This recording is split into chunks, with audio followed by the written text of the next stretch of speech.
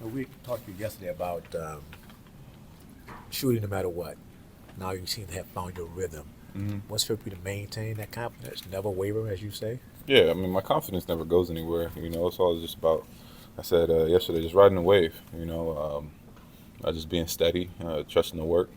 I know it's gonna always show. The amount of time that I put into this game, on the court, off the court, mentally, physically. That's what I do. I work. I try to get better. But yeah, it's all mental. So it's just about staying even keel and watching how you can improve and making those adjustments. What'd you make of the crowd tonight in the first Intuit Dome playoff game? I was good. I was a little worried when we was first running out, but when tip off came, the whole arena filled and it was packed, sold out all the way to the top. I was looking. The energy was amazing from start to finish. I'm glad our first playoff game was a win here. We still have more work to do. Got to be ready and focused and locked in Saturday. They're a great team. They're a championship team. We got to be ready to play. We ain't do nothing yet.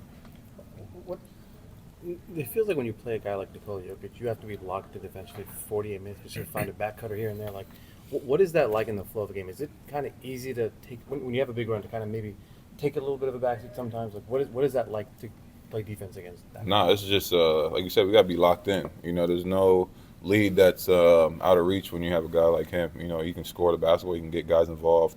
So it's really being tied into the game plan.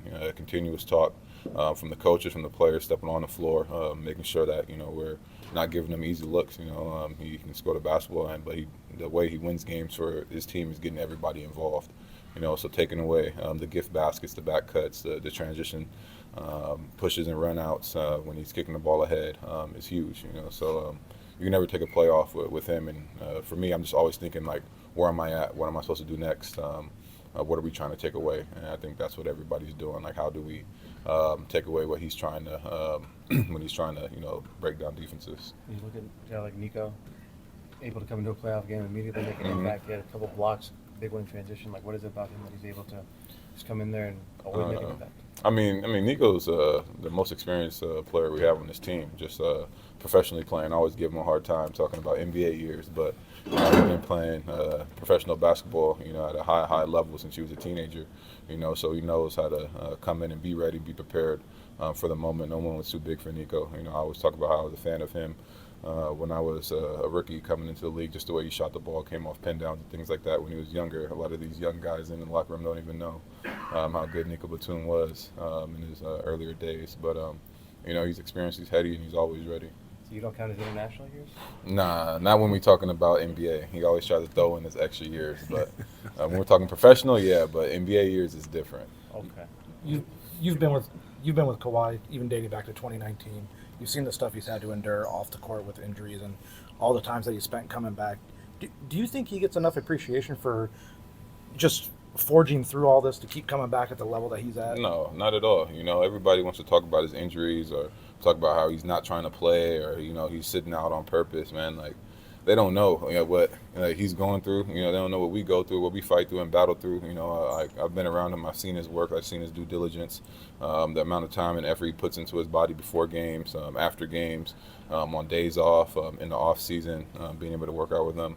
Down in San Diego and stuff like that, like he's committed to this game, and I think everybody just talks about his injuries, and the amount of games he's missed. But for him to come back every single time after one of those injuries and still play at the level that he's playing at, there's commitment there. It's not just he's a great player and a great talent. He puts the time in and the work in. I think people need to, start appreciating who he is as a player and as a person and what he brings to the game. It's unfortunate injuries happen.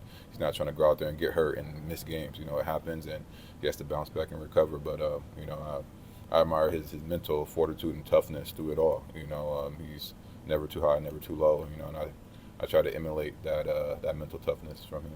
Norm, when you guys took control of this game in the first half, when you start a second half, you got to reestablish that energy and reestablish that control. How did y'all do it tonight? Our experience, we've all been in playoff games. Everything's one game at a time, one possession at a time.